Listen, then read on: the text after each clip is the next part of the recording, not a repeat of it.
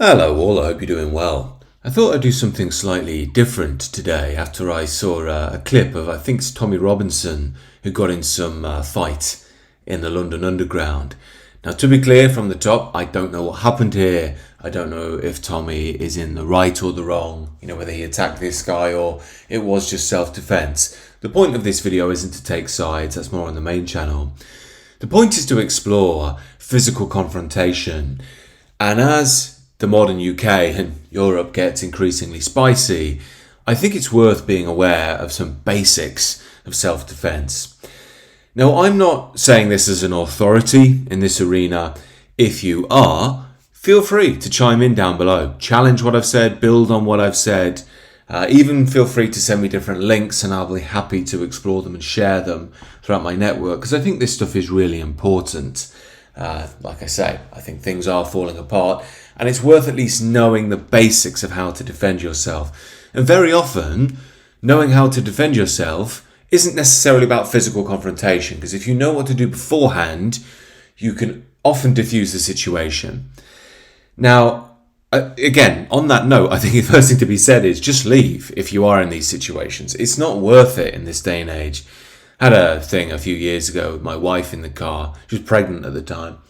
And some guy was going mad on the road and I flashed him, and then he wanted to have a fight with me and I was giving it a bit back. And then I thought, hang on a minute, what am I going to do? Like, stop the car, have a punch-up on the side of the street with my pregnant wife.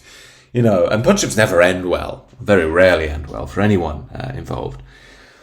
And it's one of these things where it's just easier just to leave. And we have to swallow a bit of pride when we do that as men. And I'll get to that down the line of what we can do to offset that. But I think the truth needs to be said that the first thing is just don't engage. Stay away from these things. It goes without saying, if you're in a situation where you can't avoid it, fine. Or if you have a moral duty to protect your loved ones, your parents, your wife, your children, even a vulnerable person out in public and no one else is doing it, fine, I get it. But what I found it's most important to just understand some basics and be prepped, because I think I've said this story before. I found myself in the underground in London once and I had a little silly spat with some guys. There was 4 of them and there was one of me. And I did think, what am I going to do? Like, if they do really kick off, what am I going to do? And at that point, I worked out a lot, but I didn't really know anything. So it took me on a bit of a journey of exploring the different self-defense classes, did a bit of boxing, a bit of BJJ. But the one I found helped the most was kickboxing. Now, again, I think I would advise you to join any class that you feel drawn to for reasons other than self-defense. The social aspect, I think it's a really good masculine arena. You don't really get these anymore, but it's really good for that. And of course, like I say a lot on this channel, it's a really good way to express the warrior. Said for me, it was really healthy that I was very low. Well, I actually did have some warrior capacities when I was young, when they were beaten out of me. I had a very violent upbringing. So I had to sort of rediscover that, and I needed some sort of very elder warrior figures who could sort of guide me with a bit of a gentle hand and then be tough on me when they had to. And I sort of found that through the gym and the kickboxing world. Now, I think personally, my line on this is, if you're speaking about self-defense on the street, kickboxing is the best. I'm not saying it's the best all round and for every single dynamic, like in a Brazilian jiu-jitsu fight. I'm saying it's the best because one of the first things I learned in a class, especially when I told the teacher my predicament, he just taught me a basic front kick. And the reason why this was so important, when I say a front kick, by the way, I don't mean you have to be like Bruce Lee, like doing all this like crazy flying across the room stuff. It's just a forward kick, essentially, is all it is. You can look it up online. And he made a really good point of like, if you just master this, 95% of people aren't going to bother with you. Because they were like, all right, he knows some basics, there's just no point.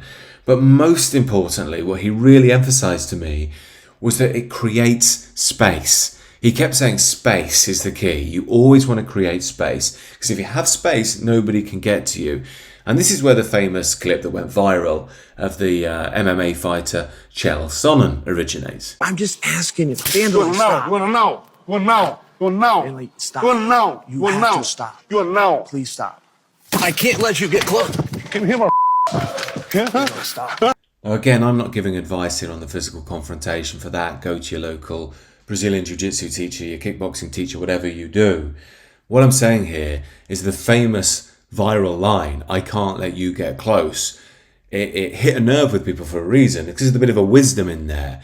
Chael knows if he lets Wanderlei, that's the opposing fighter, gets close, then he's in real trouble, which means he has to defend himself. He has to maintain that space. Now, to return to the Tommy clip, we can pretty much guarantee that whether he was right or wrong, this guy who's laid out on the floor wasn't cautious of space. He probably got in Tommy's face and dealt with the whole situation very unwisely. And I don't know for sure, but I'd assume he's probably inexperienced when it comes to physical confrontation, so had no understanding he's got to create space, he can't get in somebody's face, and someone like Tommy Robinson is obviously used to fighting. He's been to jail several times, he's from a working class community, he came out of football casual culture. And this brings up another key dimension, which is one of experience. If you're inexperienced in these environments, like I was on the tube, you don't know what to do. It's scary and you can end up in big trouble. That's why it's worth going to these gyms to practice, to try and recreate these environments, so if and when it does happen, and let's hope it doesn't, but if it does, you'll at least be calmer than you would otherwise. And this calmness works both ways. Number one, it can allow you to stop getting yourself severely injured, but it also stops you severely injuring another person. If you know your own power, if you have tools to lean on that can neutralize an opponent but not hurt them, you're going to be in a lot better of a mental state. If you don't know this stuff, it can end really badly. I used to live in Bermondsey in London. I remember I was walking to work and there was all these flowers outside of a pub. I asked the local what had happened. A couple of young lads had a falling out, meaningless dispute. One of them punched the other one outside, knocked him out. As the guy fell, banged his head on a curb, dead. And that's 2 lives ruined. One's in jail for manslaughter, never going to be able to get over what he's done. And the other has lost his life. To return to Chael's son, and another thing he does really well is to try and de-escalate the situation. But as he's trying to de-escalate, he doesn't leave himself vulnerable. You might notice he has his arms folded at the beginning, and that's purposeful. It's so he's ready to defend himself if he needs to, but his arms are also in a neutral position, i.e. he's not being aggressive and inviting an attack. Now, you'll find this dynamic of people who've been involved in lots of physical confrontation having their hands in front of them quite a lot. Most famously, perhaps, from Tony Sirico. He's the actor who played Paulie Walnuts in The Sopranos. The real guy behind him was actually a wise guy, I think, and then he went into acting. And they asked him, why do you always have your hands in front of you? And he said, well, it's because I was in jail. And in jail, you always have to be ready, because it could always pop off. So he'd always have his hands in front of him in a neutral position. Again, not attacking anyone, but he's ready should anything happen. Now, again, it should go without saying, I'm not saying walk around your local town with your hands in front of you all the time. The point I'm making is if you're unfortunate enough to find yourself in a physical confrontation, at least have them there in a neutral position. So if it does kick off, you're at least ready to defend yourself. But again, it's important to emphasise one of the best pieces of advice I came across was from Jocko Willink. Many of you will be aware of him. He was a Navy SEAL, he's seen action, he's been to war, he's a black belt in jiu-jitsu, he's hard as nails. He's sort of the archetypal initiated warrior, a really good person to listen to in that context, I think. And I heard him saying once, someone asked him, what would you do in a physical confrontation? And he said, run away. Now, it seems crazy that someone so hard would say that. But you can see why he's saying it, and he obviously explained himself in that, look, it's just not worth it. Physical confrontation can end in so many bad ways. If you've got a life worth living, you don't want to get involved in these things. The people that do often want to pull you down to that level because they've got nothing to lose. They don't mind bringing out a knife. They don't mind jumping on your head.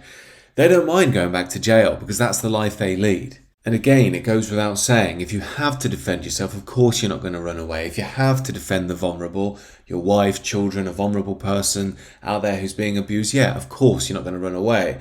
The point is, if you're in a situation which is neutral, which doesn't have to happen, just leave.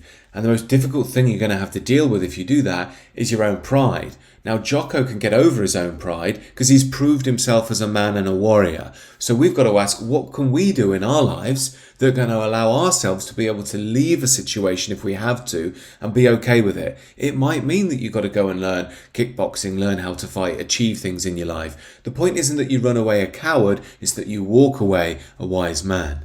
It's worth remembering with many of these confrontations, the sort of people who attack you in public normally don't attack alone. And even if you do subdue that person, it's not unlikely their friends will come in and kick you in the head. That sort of thing does happen in modern London these days.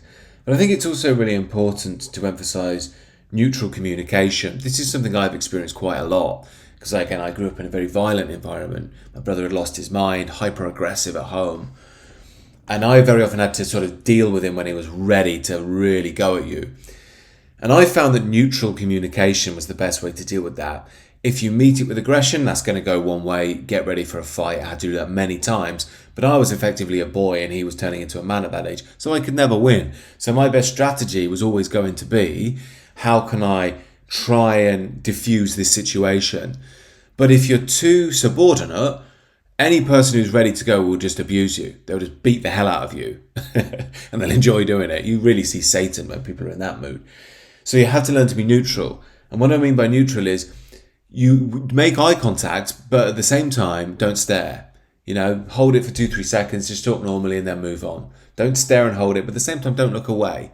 Because if you're being too subordinate, you'll pay for it. Same with your voice. If you're feeling nervous, that's all right, but speak slowly. Take a breath. Focus on what you're going to say. Keep words short, sharp, and simple.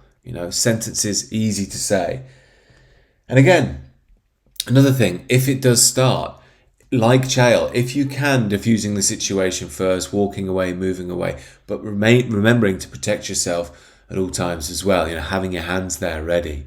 But as I say, I'm very eager to express I'm not an authority in the area of physical confrontation. That's why I think we should all seek out our local gyms, our local MMA clubs, kickboxing clubs, boxing clubs, whatever appeals to you, and try and learn from the initiated warriors there. It is my belief, though, that things are going to get spicy. That's why I started to learn some of these basics and thought I'd pass them on. Do let me know anything that you've learned down the line that can help anybody else. And as I say, do try and get involved in your own local community. I think this stuff will be very important for men as things get worse.